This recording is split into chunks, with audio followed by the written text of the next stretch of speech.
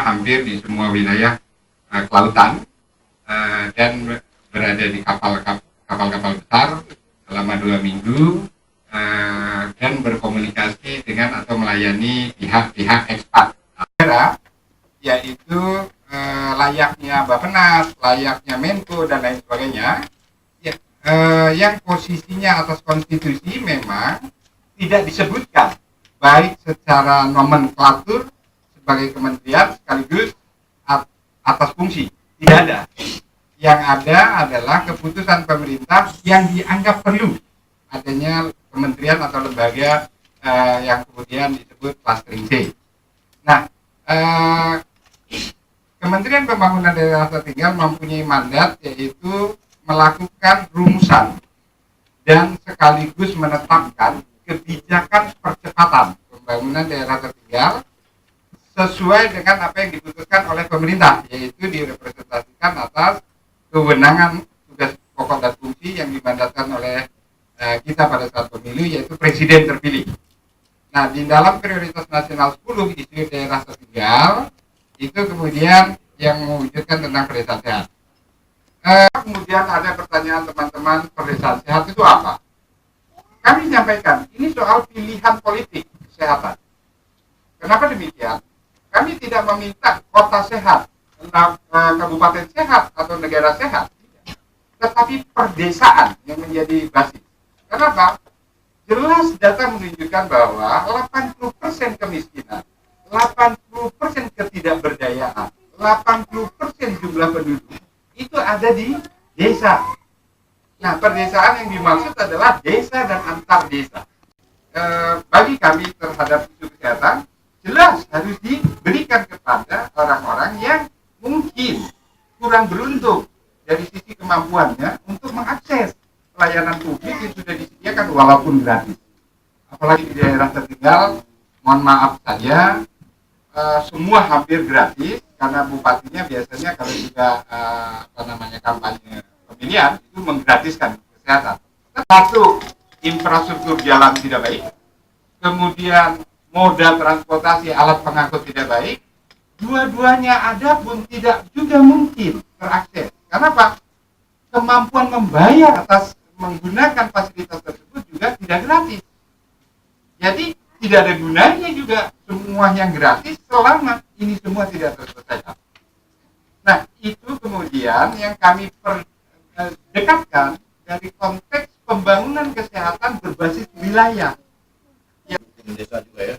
Enggak, benar-benar yang di apa. Nah, tapi itu bukan masalah mengobatinya yang penting. Bagaimana prasarana di desa itu supaya sehat masyarakatnya. Itu yang paling penting. Kalau soal bayar 100 juta rakyat sehat itu sederhana Pak, murah. Coba 2,5 juta kali 25.000 kali 100 juta berapa Pak? 2,5 triliun kan? Kalikan 12 bulan berapa? Hanya 30 triliun. Masa kita nggak bisa bayar? Untuk cawe-cawe aja ratusan triliun, betul nggak? Nah kalau kita berpikir yang ini ya, mungkin saya ngomong nih bukan ngomong akademis Pak, tapi ngomong kenyataan. Yang mana kita perlu dari kawan-kawan di seminar ini memberi masukan, ya kan? Jangan alasan sehat itu mahal, enggak. Saya 30 tahun tidak pernah berobat ke dokter Pak, kecuali kalau kecelakaan atau setiap tahun check up. Dan saya merokok. Saya bukan di sudut campur menjani itu bukan Bu, merokok hitam sula ya. Nah, tapi buktinya sehat. Karena sehat itu bagaimana pola pikir kita Bu. Atau Pak ya, nomor 1 saya tuh bagaimana pola pikir masyarakat, kemudian sarana prasarana masyarakat di pedesaan. Nah, kita dalam seminar ini jangan hanya kita dengar aja, perlu masukan dari kawan-kawan. Mungkin ada pengalaman-pengalaman yang paling penting kita kita berikan masukan di sini kan. Pemerintah tuh saya lihat BPJS ya, kita hitung ini Pak, itu untuk yang paling miskin 100 juta katanya kan, 25.000 ya. Sebenarnya masyarakat nggak perlu bayar Pak, asal infrastrukturnya itu rumah sakit, puskesmas, rawat inap di kecamatan itu dilengkapi semua. Pemerintah bayar satu tahun itu 30 triliun yang untuk 25.000 itu kapan? Karena asuransi itu bayar kembali kepada rumah sakit Pak. kita jangan dibodoh-bodohi. Karena kalau di luar negeri itu Pak, orang pegawai itu bayar asuransi, negara bikin fasilitasnya, itu asuransi bayar, nggak pre di sana. Jadi uang itu kembali kepada negara. Betul nggak Pak Nibal? Jadi nggak habis Pak. Nah tapi memang benar kata Pak Nibal, kita masalah farmasi, kita masalah obat-obatnya, kita masih ketinggalan Pak. Nah ini harusnya dianukan oleh pemerintah. Nah itu dari masyarakat, jangan masalah, waduh ini sakit, nanti pemerintah nggak bayar. Mampu Pak, apalagi dengan otonomi daerah. Karena saya tahu di beberapa daerah yang contoh Musi Banyuasin ya. Nah, itu orang sekolah aja dibayar Bu. Kalau nggak salah kan, orang mati dibayar. Bagaimana kita berpikir yang sehat, maka mental kita pun sehat Pak. Cuman pemerintah harus memberikan sarana prasarananya untuk sehat itu. Contoh saya lihat di desa-desa itu sehat Pak, tapi hidup sehat. Alhamdulillah saya sudah 63 tahun, encok ada cuma agak gemuk aja mungkin karena orang makan ya. Nah, sebelumnya kalau ada yang salah dan kurang, saya hanya memberikan sedikit wacana ya pada bapak-bapak ibu-ibu agar membuka pikirannya masalah kesehatan kita. Dan kalau saya pikir tidak terlalu sulit kok.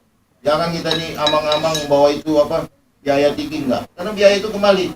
Begitu kita bayar, walaupun kita bayar, seandainya kita bayar, itu biaya itu kembali kepada negara. Karena kan asuransi bayar ke rumah sakit. Dan keuntungan asuransi itu nggak besar Bu. Cuma karena banyak hitungannya kan.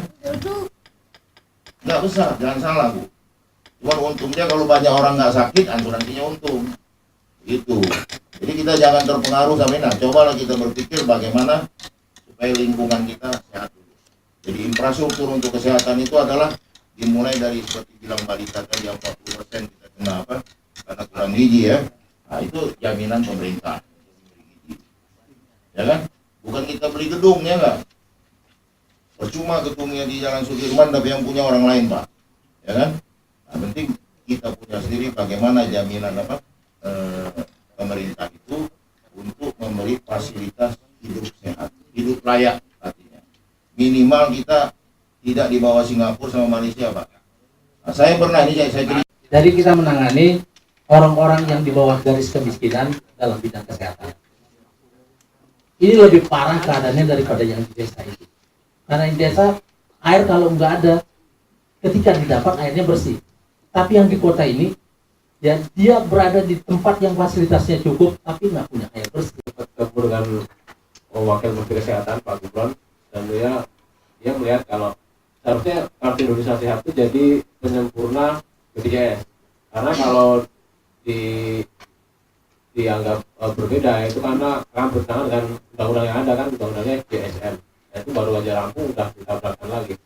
Lalu kemudian Kartu Indonesia Sehat itu juga dibahas mengenai skema pembayarannya, apakah ada seperti yang sekarang ada kayak insurance sistem karena iuran, lalu ada tax based system yang berdasarkan dari pajak. Bagi Bapak Anibal sendiri mengenai ini, karena kan Bapak dari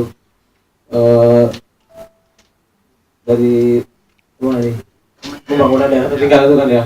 Nah itu implementasinya nanti bagaimana?